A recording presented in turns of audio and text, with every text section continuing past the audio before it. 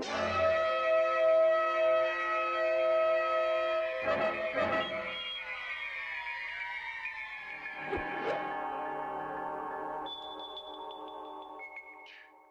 only parameter that I was given when we started this project was that Halloween had made a lot of money at the box office. So I went and saw Halloween, and I learned that you make a horror movie, at least one like Halloween, by starting with a prior evil that starts before the movie ever starts.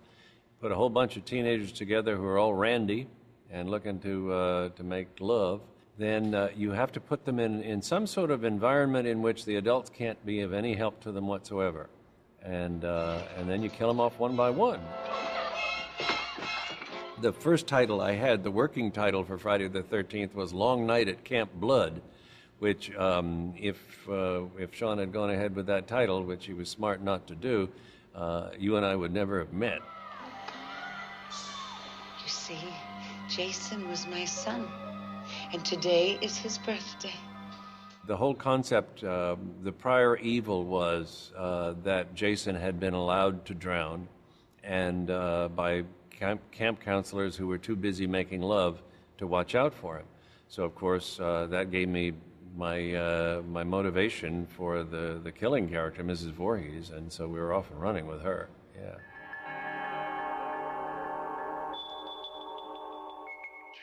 Originally, when they went to cast the role of Jason Voorhees as a little boy, the first thought was, hey, they're going to use Sean's son, Noel. But what I've heard through the grapevine is that Mrs. Cunningham would have none of that, which is good for me. And, although, I've met Noel, and now he's a director and everything, so I don't think it would have tarnished his career. Certainly hasn't mine.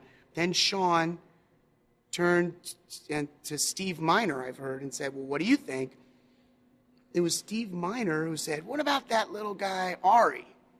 Because I had done a film with them just prior to Friday the 13th. And, they basically just called me up, said, can you swim? I said, yes. They're like, great, you're in, dude.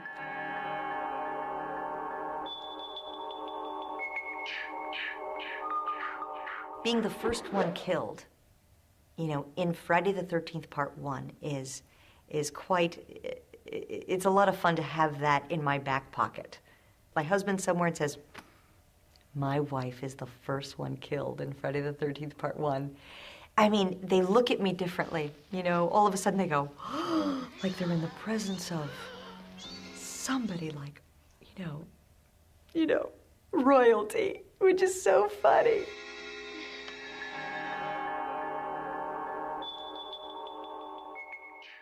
Harry Crosby, he latched on to us, because we were doing stunts and we were physical and, but he hung out with us and he was great. He would sit in the back seat of the car and just play guitar all day as we drove from location to location, He's Harry Crosby, so we surely questioned him of what the relationship was, and his sister is the actress, that we were all, love, and what Bing was like, and he was, I think Harry was one of the last kids, I think, to come along, I think.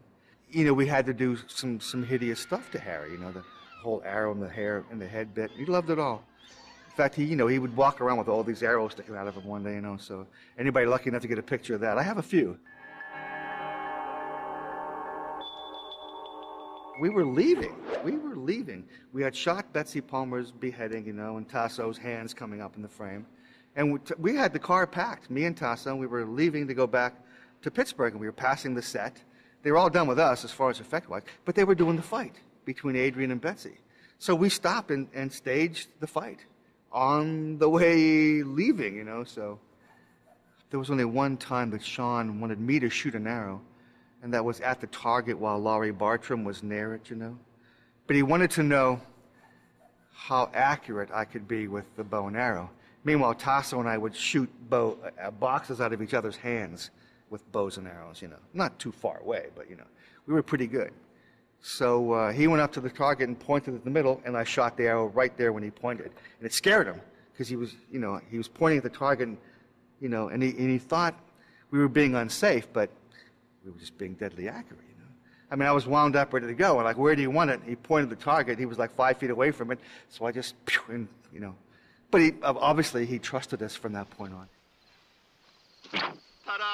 First time, they didn't let, Tom said, don't show her the makeup, So I kind of walked out in the water, and they brought the boat on. She hadn't really seen me. I was facing the other way. I'd go underwater. I'd turn around. So when I jump up out, she was actually frightened. She jumped out of the boat and everything. So they had to dry her off and blow dry her hair. And, it's kind of shows her acting skill because she knew I was there.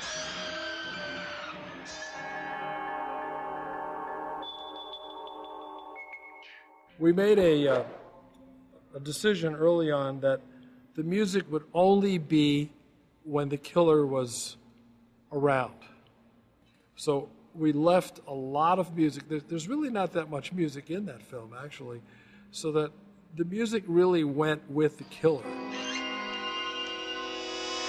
Oh, hi. What are you doing out in this mess?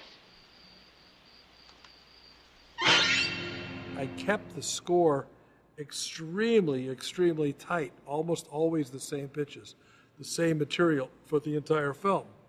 And I think that there was subsequently, after seeing it and how it worked, it had a certain power to it that was just magically sort of there.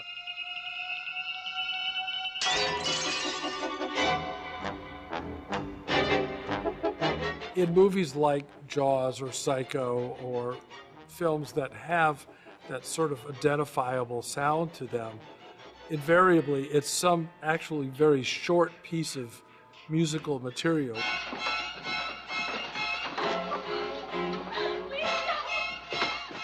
So I call the score myopic in that way, and that it just was only for that. I mean, I could give you 2 examples in the film. One where Laurie Barton was setting up the archery set at the camp. There's this guy who's sort of the clown guy of the thing, and he shoots an arrow right into the bullseye of the archery thing while she's setting it up, which is obviously quite dangerous and stuff. But in pretty much any other film, and actually even in subsequent Friday the 13th films, there would have been a musical sting and something that would just try to scare the heck out of you. But we completely let it go because it wasn't the killer, and it was an obvious place for a piece of music, but we let it go because that was the decision. Here, let me give you a hand with that. Thank you. There's a scene where Steve, who is the guy who's reopening the camp, has a scene with Adrian. I believe he's like fixing a gutter or something, and he comes down from the ladder, and they have a little bit of a conversation. All right. And just as he's walking away from her, you get the feeling that there was some sort of romantic relationship between the two of them. And he just puts his hand across her cheek like this as he walks away. Once again, it was a visual and obvious place for a piece of music, for me to do something to underline that. But again, completely left alone, only for the killer. I was like getting into character, So I went over by the water. I was staring into the water, What would it be like to be that kid? And I'm doing that, and I'm getting into it, and Kevin Bacon walks up. He's like, hey, Ari, what you doing? And I'm like, I'm getting into character, man. And he just laughed, He's like, Harry, come over here. Tell him what you said. Tell him what you said. I'm like, I'm getting into character. Don't you guys do that? Totally naive. And they just, they laughed at that.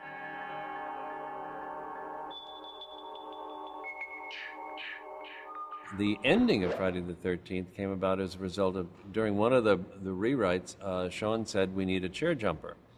And I said, you mean something like Carrie? And he said, yeah. And so I basically started with the Jason coming out of the water, and the rest is history. The original ending was just simply cutting off the head, and that was it. And there was no ending to the screenplay. Not one that they wanted. I mean, I think there was something there, But it was just a typical ending, you know. So I started talking about Carrie and how shocking the hand coming up was. And if we could do that with like Jason coming up. But he said, well, but Jason will be dead. Said, no, if you make it a dream, you get away with anything, you know. So I think then he went to Victor and he put that all together, you know, the way he did. But so the whole ending was something we just came up with, you know.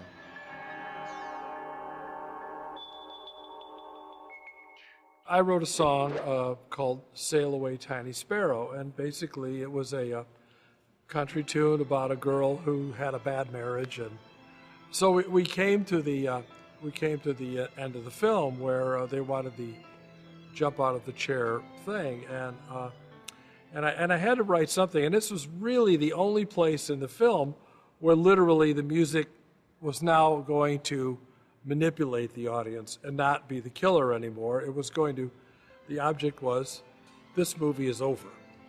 And put on your coat, Martha, it's time to go home sort of feeling that we wanted to get. And I said, well, I've got to come up with something that just seems like everything's wonderful and everything is nice and everything is okay and that sort of thing. And so I thought to myself, waste not, want not, and I'm saying, sail away. She's in a boat. She's out there sailing on the lake. Why not just take that tune, the country tune, and sort of play it as a nice, lush, sort of elegant, kind of quiet, peaceful morning on the lake sailing along.